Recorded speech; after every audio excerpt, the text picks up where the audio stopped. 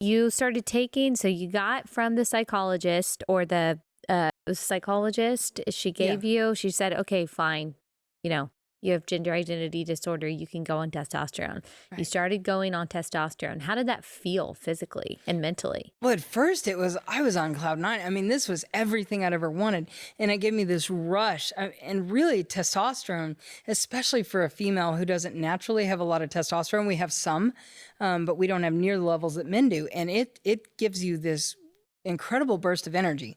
Now, I'd had health problems my whole life. I'd already been diagnosed with Hashimoto's, which is an autoimmune thyroid condition. Mm-hmm. So I had struggled with chronic fatigue for years. So when I went on testosterone, this made me feel amazing.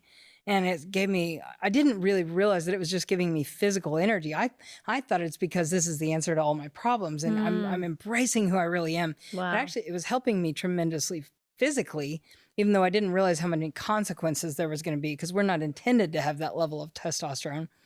And so at first it felt really great. And then as people began to affirm me, as I began to dress that way, every little affirmation reinforced that idea.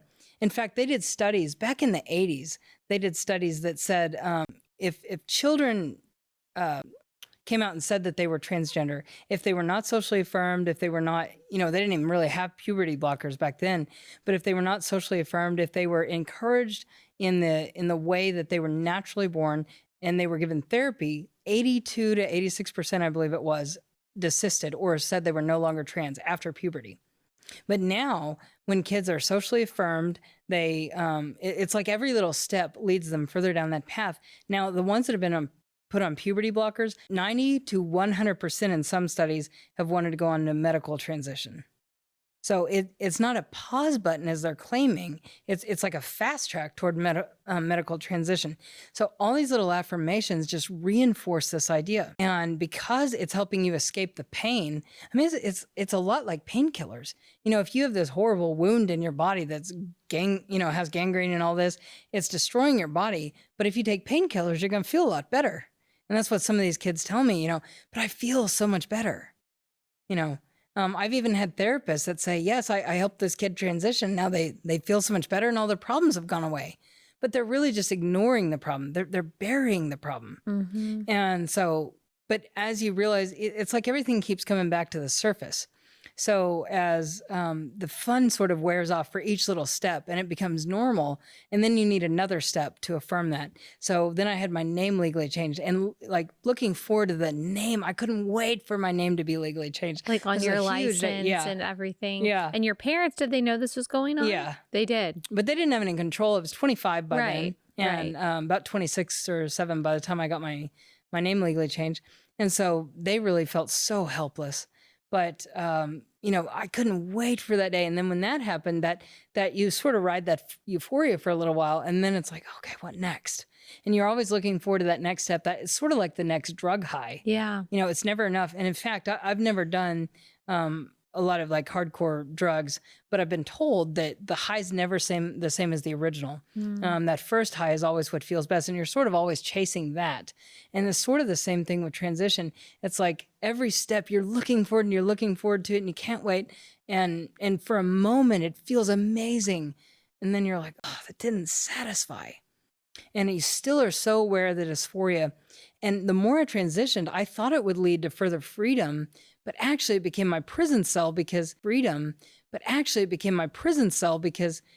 I began to, the more I transitioned, the less I told people I was trans. And I just wanted to be a man and erase the existence of Laura. So many people, they just want to move on with their life. They just want to be this other person. But you can't escape the past.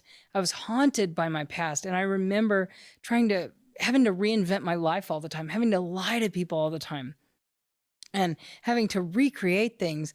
I couldn't have been in Girl Scouts. It had to have been Boy Scouts. I couldn't have played softball. It had to have been baseball. Like all these things that I had to reinvent about my life. And I realized I was lying to people that I really cared about, my friends, my bosses, my coworkers, things like that. And so it really began to torment me inside. And things like going to the gym with, I had a prosthetic genitalia that I was using. And so like trying to change in the men's locker room without being seen, or there was just all kinds of problems that people don't think about. Or what it was like, because you've been called ma'am and I was called Laura for, almost 30 years. Mm-hmm. Sometimes people, if you even heard that name, turn around, things like that, that you can't escape. Or when I was with my family and I had some family members that affirmed me as Jake and some that didn't. My parents never did. But, even if they did, it didn't matter because I could not escape the fact that I was their sister or their aunt or whatever. I knew the truth inside. Yeah. And so I hated being around my family. So I really began to distance myself from my family a lot and began really, I wanted nothing to do with God. I was really trying to fix my own brokenness. I thought I knew better. But over the years, it just satisfied less and less. And I remember one day really realizing that this was never going to be real. No matter what I did, this was not real. And it hadn't solved the problem. The dysphoria had never gone away. Hmm. So now I was just left with this really broken identity.